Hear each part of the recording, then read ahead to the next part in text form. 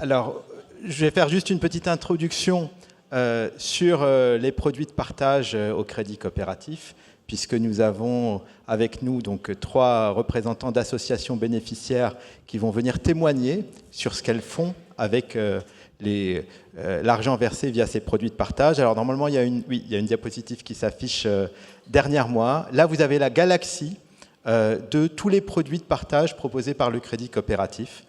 Donc on a commencé il y a 40 ans par des fonds communs de placement, donc qui sont gérés aujourd'hui par notre société de gestion Ecofi.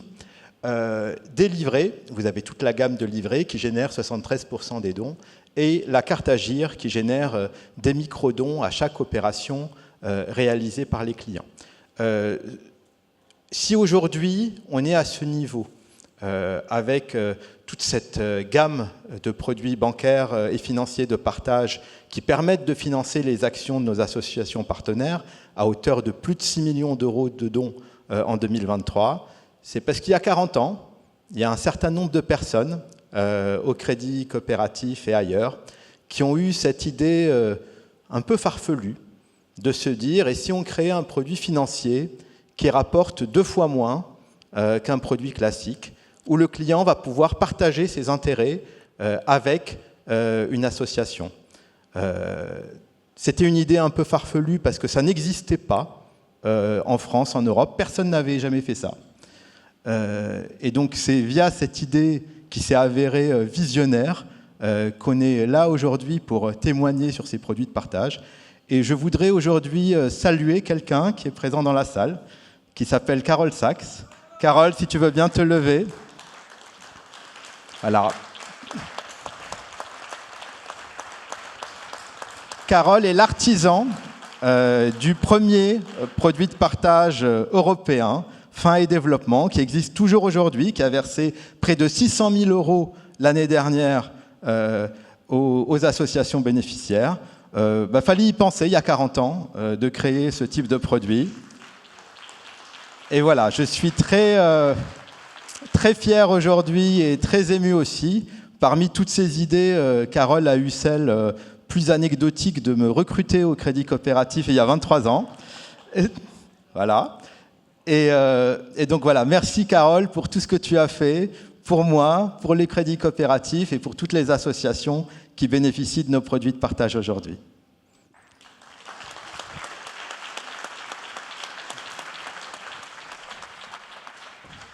Allez, c'était pas prévu du tout au programme, mais voilà, je tenais à rendre cet hommage. Merci Imad. Attends, reste ici, je ne veux pas être long. Je vous remercie beaucoup. L'idée n'était pas forcément farfelue. La preuve, elle fonctionne jusqu'à aujourd'hui. Mais c'est vrai que c'est la première fois qu'on l'a mis en place, mais ça correspondait à un besoin. Donc voilà. Et tout ce qui est produit bancaire, c'est toujours un œuvre collectif. Il ne faut pas oublier, c'est peut-être moi qui l'ai formalisé, mais d'abord, c'était le Comité catholique contre la faim pour le développement qui a dit « Nous avons des sociétaires qui veulent partager leur épargne, produire de leur épargne. » Je n'aurais jamais eu cette idée moi-même. Donc ça, c'est le premier auquel il faut dire merci. Il faut dire merci aux dirigeants du Crédit Coopératif qui ont pris le risque de création de ces produits. Ça faisait rigoler toute la place à l'époque. Et voilà, et il faut remercier les clients du Crédit Coopératif qui souscrivent à ces produits. Et qui continuent à souscrire aujourd'hui. Merci Carole. Je ne regrette pas de t'avoir recruté. Moi non plus. Voilà. Non, j'avais besoin de faire ce témoignage parce que c'est quand même en grande partie grâce à Carole que je suis là aujourd'hui très certainement et que nous sommes là aujourd'hui pour célébrer le succès de ces produits de partage. Alors, donc je me tourne vers nos intervenants aujourd'hui. Donc Marie-Alette Gras, vous êtes présidente d'ATD Quart Monde. Est-ce que vous pourriez en quelques mots voilà, présenter votre structure et peut-être les principaux projets que vous avez menés l'année dernière? Bonjour. à toutes et à tous. Et d'abord, un grand merci de m'avoir invité parce que voilà, c'est un honneur et je suis ravie de pouvoir vous parler en quelques mots de notre mouvement qui lutte contre la grande pauvreté. Nous avons dans nos fondamentaux cette phrase qui dit que tout homme porte en lui une valeur fondamentale et inaliénable qui fait sa dignité d'homme. À ATD Quart Monde, nous voulons une société qui ne laisse personne de côté, une société qui n'oublie personne. Et donc, nous mettons en place, au fur et à mesure de l'année, nous avons des actions pour que les hommes et les femmes, 9,5 millions dans notre pays, vivent sous le seuil de pauvreté, que ces hommes et ces femmes, ces jeunes et ces enfants puissent exercer leurs droits, puissent avoir enfin accès à l'égale dignité comme tout un chacun. Alors quelques actions de l'année dernière, eh bien, peut-être quatre formes d'action, si vous me permettez, je ne vais pas être longue. Une première qui est de combattre la maltraitance institutionnelle. C'est-à-dire, les plus pauvres sont de plus en plus montrés du doigt comme étant responsables de leur situation. Et nous voulons et nous mettons en place des actions pour qu'ils soient reconnus comme des citoyens et citoyennes à part égale des autres. Nous avons par exemple beaucoup travaillé pour l'emploi décent dans l'expérimentation territoire zéro chômeur de longue durée. Un deuxième point, c'est de se mettre ensemble face aux défis climatiques et environnementaux avec les personnes qui vivent la grande pauvreté. Réfléchir avec elles combien ces défis climatiques et environnementaux sont essentiels pour toutes et tous. Troisième point, définir et soutenir notre démarche de connaissance. La connaissance et la compréhension de la grande pauvreté, de ce que vivent les plus pauvres au quotidien, pour être plus certains, d'agir au plus juste pour que ces personnes puissent enfin exercer leur dignité comme les autres. Donc, nous affinons notre connaissance et notre compréhension de la grande pauvreté pour être sûr de n'oublier personne. Et enfin, un quatrième point en 2023, un quatrième axe, qui est de se former pour s'engager et agir ensemble.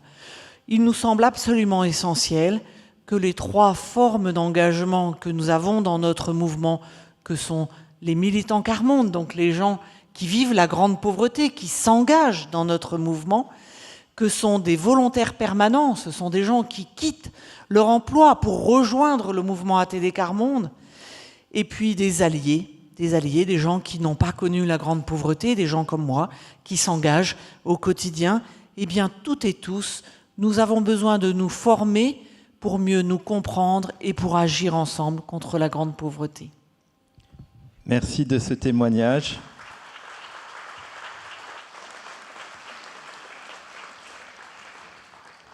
Alix Guibert, vous êtes vice-présidente de Habitat Humanisme. Pouvez-vous présenter votre structure et nous donner quelques exemples concrets de projets menés l'année dernière ? Oui, merci. Et d'abord, merci à tous de nous accueillir Habitat Humanisme et ces associations qui sont bénéficiaires des partenariats que nous avons au Crédit Coop. C'est une grande joie de vivre ces moments qui sont pleins de vérité, pleins de beauté. Vous êtes une belle boutique quand même. Habitat Humanisme a été créé il y a 40 ans, on va fêter nos 40 ans l'année prochaine, à l'initiative de Bernard Devers, un homme qui était promoteur immobilier et qui a décidé, après un changement radical dans sa vie, de mettre son métier au service des plus pauvres, avec 3 objectifs. Le premier, de les loger dans des quartiers équilibrés, de travailler à la mixité. Deuxième objectif, de voir à partir de ce logement comment, en accompagnant ces personnes, avec des bénévoles et des salariés, on peut permettre à ces personnes d'avoir un nouveau départ. L'objectif d'Habitat Humanis, c'est de bâtir pour permettre à ces personnes de se reconstruire. Nous ne sommes pas qu'un bailleur social, le cœur d'Habitat Humanisme se vit au niveau de cet accompagnement des personnes qui bénéficient donc d'un logement de qualité dans un quartier équilibré. Et puis le troisième volet, c'est de voir, l'intuition de Bernard Devers très tôt a été de voir comment créer des passerelles entre le monde de l'économie et de la grande pauvreté. Comment se dire comment tout être, et surtout la personne pauvre, peut être au cœur des mécanismes économiques. Et il a planté son drapeau, notamment dans le domaine de la finance. C'est là où, il y a quelques années, grâce notamment à Jérôme Henry, nous avons pu lancer cette idée d'avoir des produits financiers solidaires. Et on a travaillé avec Bernard Devers et Jérôme Henry au premier livret, le livret Agir, avec Habitat Humanisme, qui s'est développé, comme l'a dit Iman. Alors aujourd'hui, qu'est devenu au bout de 40 ans Habitat Humanisme ? C'est devenu un mouvement national. On est présent sur l'ensemble du territoire, à travers 59 associations de plein exercice qui couvrent l'ensemble du territoire français. On est présent également en Belgique et au Luxembourg. Et on a développé 3 branches d'activité. Il y a du logement classique. On a fêté plus de 10 000 logements qui sont donc à disposition justement des personnes qui sont en recherche de logement, les personnes en difficulté, les personnes... On loge, toutes les personnes, 95% sont en dessous du seuil de pauvreté. Et puis on a développé également une branche de soins sanitaires à travers des EHPAD, où nous accueillons aujourd'hui une soixantaine d'EHPAD dont tous les lits sont éligibles à l'aide sociale, avec des coûts très bas pour pouvoir justement accueillir tout le monde dans ces EHPAD. Et la troisième dimension d'Habitat Humanisme, c'est l'urgence et les migrants, où depuis 5 ans, nous développons une ouverture avec des centres pour accueillir les migrants et également des personnes en situation d'extrême urgence. Voilà. Les faits marquants de 2023 sont justement notre capacité toujours d'acquérir de nouveaux logements grâce à des foncières solidaires et aussi grâce à des propriétaires privés. Nous avons réceptionné plus de 1000 logements, la moitié grâce à nos foncières et l'autre à des propriétaires qui acceptent de nous confier en gestion leur logement, sachant que nous prenons en charge le choix des familles, l'allocation. Enfin, on s'occupe de toute la partie gestion immobilière. Voilà. On a des propriétaires solidaires qui sont des personnes physiques, mais aussi certaines institutions qui nous confient ainsi ces logements. Donc cette capacité, on continue à développer grâce à nos foncières solidaires qui font appel à l'actionnariat solidaire.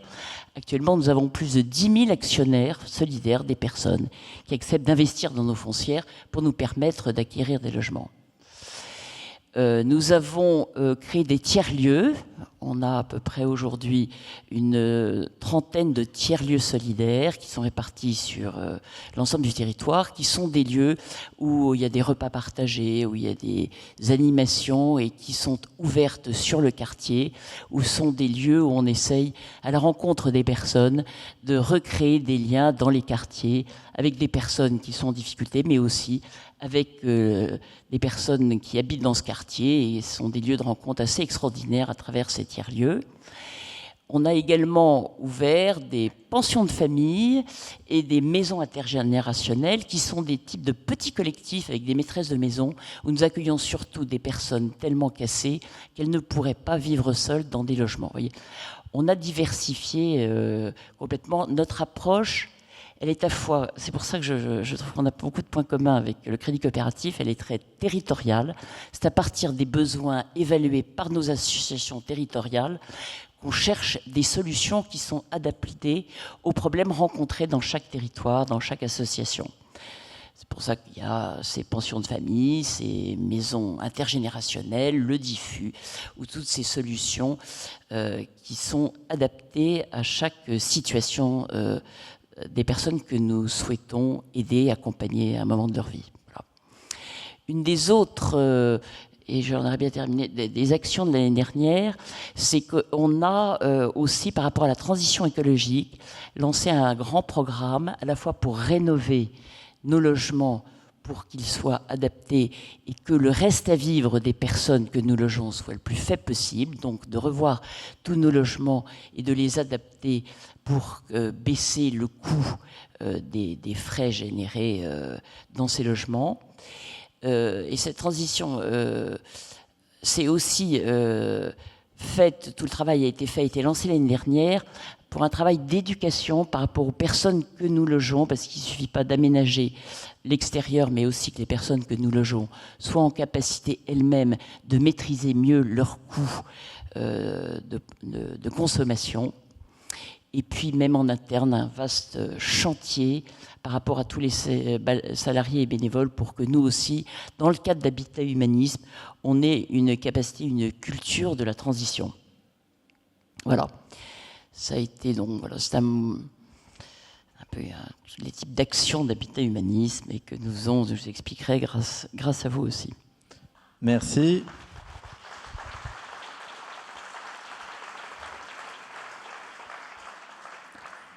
Antoine Gatté, vous êtes président de France Nature Environnement. Pouvez-vous présenter votre fédération et vos principales réalisations ou projets de l'année dernière? Bonsoir à toutes et tous. Merci beaucoup de nous inviter. C'est vrai que c'est une super idée, ça, de pouvoir partager, de pouvoir se présenter, de pouvoir vous rencontrer aussi, sociétaires de crédit coopératif. Moi, j'ai mon assemblée générale dans 15 jours à Marseille. Je vais pouvoir dire à mes administrateurs et à mes membres que je me suis produit sur la scène du Trianon devant vous. Qu'est-ce que c'est France Nature Environnement? C'est une association nationale d'utilité publique qui œuvre depuis 50 ans, dont 20 ans avec le soutien de Crédit Coopératif, près de 20 ans, qui œuvre pour la construction d'un monde vivable, c'est-à-dire qui respecte les limites planétaires, et pour un monde qui intègre aussi les questions de justice sociale. Et ça, c'est quelque chose qui fait qu'on est de plus en plus proche avec les associations comme ATD Quart-Monde, comme la tienne, ou sur lesquelles on arrive à ATD Quart-Monde se met à faire de l'environnement, nous on se met à faire plus de social. Et c'est des sujets sur lesquels, grâce à vous aussi, on arrive à travailler beaucoup mieux. On a 3 caractéristiques. Le premier, c'est qu'on a un ancrage territorial très fort, puisque au-delà d'une association nationale, on est aussi la première fédération française des associations de protection de la nature et de l'environnement sur le territoire, avec 6200 associations partout en France et en Outre-mer. Et donc ça, c'est un vrai ancrage local qui nous permet, au niveau national, de porter des plaidoyers et des combats qui sont des combats qui viennent des problématiques et des besoins locaux de ces associations territoriales. L'autre caractéristique, c'est qu'on a une forte expertise, avec ces 6200 associations, sur 12 thématiques. On fait de tout en matière d'environnement, c'est-à-dire qu'on s'occupe aussi bien de biodiversité que de déchets, d'énergie, de transport, de mobilité durable, d'habitat. Donc on développe une expertise très forte et on fait beaucoup de publications et de sensibilisation, d'éducation à l'environnement. Et on a une troisième caractéristique qui est qu'on utilise beaucoup le juridique et la voie contentieuse. On mène en France tous les ans près de 400 contentieux au niveau national, devant le Conseil constitutionnel, devant le Conseil d'État, mais aussi des contentieux pour faire sanctionner des trafics internationaux de déchets, pour faire sanctionner des destructions de l'environnement.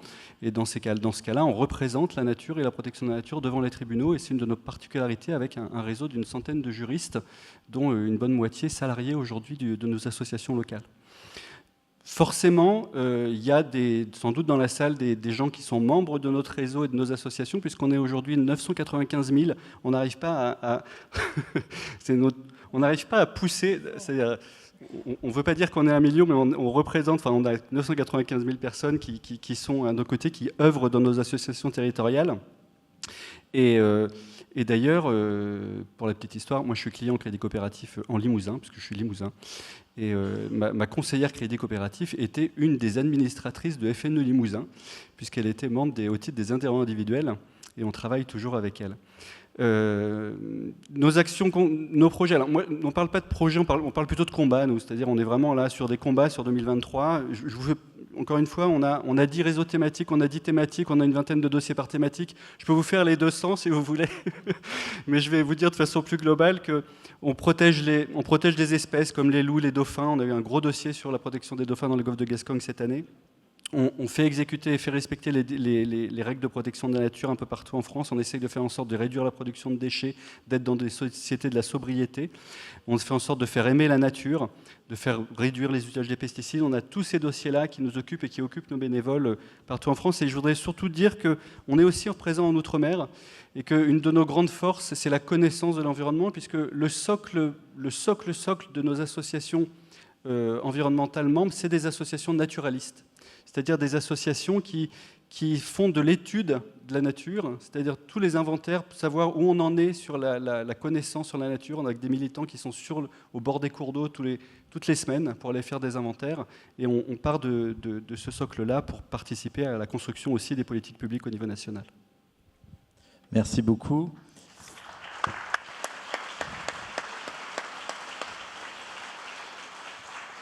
Alors, on a un peu dépassé sur l'horaire, donc je vais juste vous poser une dernière question à chacun.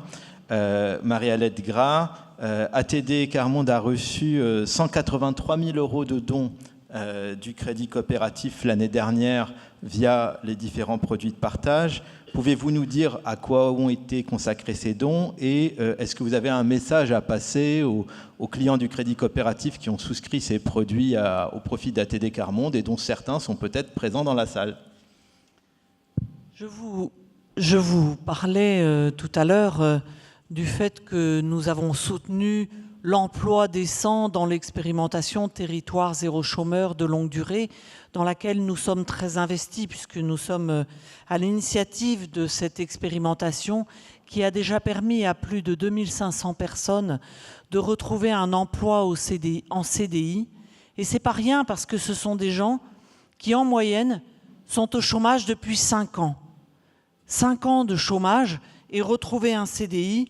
Et je laisse la parole à l'une d'entre elles qui dit « J'ai ma place, je me sens en sécurité dans cet emploi, ça me rassure d'avoir un salaire, l'ambiance de la famille a changé, la famille est fière que je travaille. Maintenant, je n'ai plus besoin d'aller aux distributions alimentaires, je peux acheter, je ne suis plus au crochet des autres. À la banque, le regard du conseiller financier a changé. J'ai pu faire un emprunt pour acheter une voiture.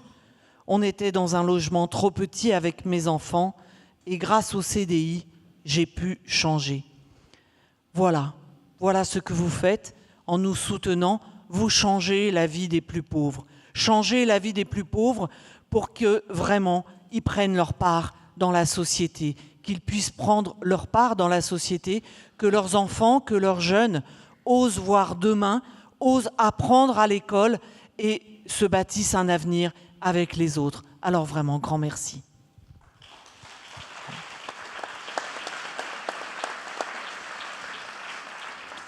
Merci de ce témoignage touchant.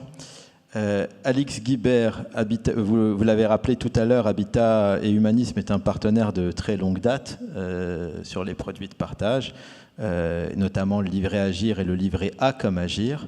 À ce titre, vous êtes l'association qui a reçu le montant de dons le plus élevé en 2023. On est à 999 000 €. Là aussi, on n'est pas loin du million, vraiment pas loin.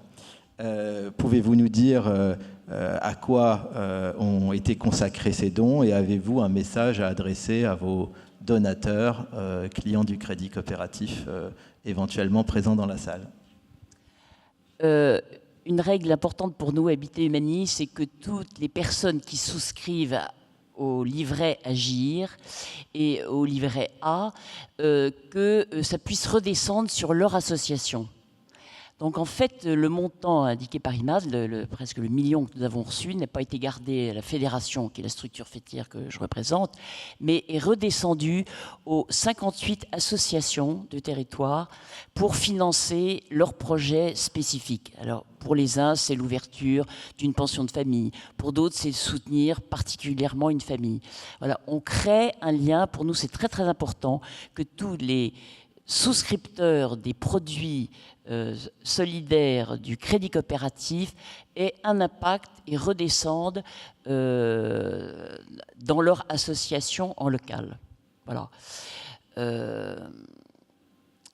Et c'est comme ça que je pense aussi, et c'est les associations territoriales qui en font la promotion et qui essayent de susciter le maximum d'épargnants et qui orientent les sympathisants vers le crédit coopératif pour que justement, à travers ces produits d'épargne, on puisse soutenir une action locale.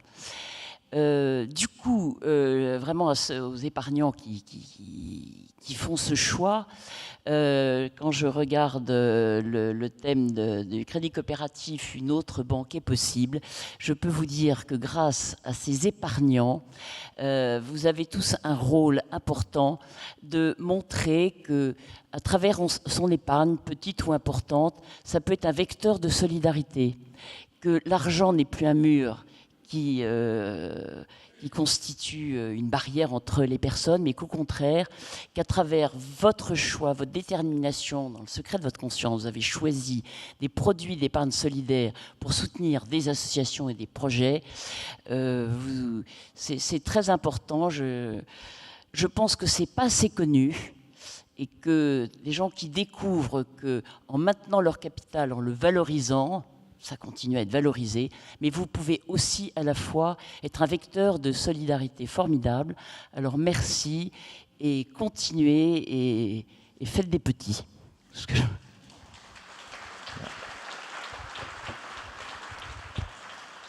Merci Alix. Antoine Gatté, même question. Donc FNE a reçu en 2023 395 000 € de dons de la part du Crédit Coopératif et de ses clients. Et puis ça augmente un petit peu chaque année, hein. On sent que sur la thématique environnementale, notamment auprès des jeunes, on a beaucoup d'appétence. Pouvez-vous nous dire à quoi ont été consacrés ces dons et quel message pouvez-vous passer? Alors, cette somme, ça représente 35% des dons qu'on a reçus en 2023. Donc c'est pour nous important parce que ça constitue un socle important. La particularité de ces dons, en plus, c'est que comme c'est des dons, ils ne sont pas affectés. Et en termes de liberté associative, contrairement à certains financements qu'on retrouve, qui sont des financements qui sont fléchés sur des projets, on en fait ce qu'on veut. Et on en fait ce qu'on veut dans notre objet social. Nous, on a décidé, ces dons-là du Crédit Coopératif, de les consacrer à 84% à la mise en œuvre de notre objet social. Donc ce n'est pas pour faire du fonctionnement, c'est bien pour nos projets directement, et en particulier pour les projets les plus difficiles à financer. Je pense aux actions contentieuses et aux actions juridiques, qui sont importantes pour nous parce qu'elles nous permettent d'avoir une crédibilité, de faire respecter l'état de droit et de faire sanctionner les actions les dégradations environnementales et de faire reconnaître l'environnement comme un intérêt public majeur aussi. Elles servent aussi beaucoup au mouvement. C'est-à-dire qu'on a une part importante aussi de ces montants-là qui sont reversés sur des actions qu'on porte. On a 4 ou 5 projets qui sont des projets fédéraux sur lesquels on arrive à financer des associations locales et des associations du mouvement. Je pense en particulier au réseau Sentinelles de la Nature, qui sont un réseau de personnes qui agissent sur le territoire contre des dépôts sauvages, des choses comme ça, en s'engageant eux-mêmes à aller rencontrer les personnes, aller à la mairie pour faire nettoyer, pour préserver ces espaces et autres. Moi, le message que j'ai envie de vous dire, c'est que c'est déjà merci, et évidemment un grand merci. Et je pense que si ça marche, c'est parce qu'on partage les mêmes valeurs. Le crédit coopératif, il a des valeurs fortes, c'est-à-dire il s'engage à ne pas être présent dans les paradis fiscaux, à ne pas financer l'armement, le nucléaire, on l'a dit, à ne pas financer les énergies fossiles, à ne pas à pas financer les pesticides de synthèse aussi, et à financer plutôt l'économie sociale solidaire, l'économie de proximité, les énergies renouvelables, la transition et les grandes transitions, notamment la transition écologique. On partage les mêmes valeurs. FNE est pas sociétaire, mais c'est pas un peu sociétaire aussi, mais est surtout membre, client du Crédit Coopératif. Moi, je suis client aussi de la banque. Donc, c'est pas par hasard qu'on a des choses à faire ensemble par rapport à ces valeurs-là. Donc, merci de porter ces valeurs et merci en particulier aux sociétaires. Parce qu'en étant sociétaire, vous êtes, en plus d'être client, vous êtes dans l'engagement pour cette banque-là, et on partage aussi ces valeurs-là, ces valeurs de l'engagement. Donc merci pour votre engagement et merci pour votre soutien sur l'ensemble de nos actions.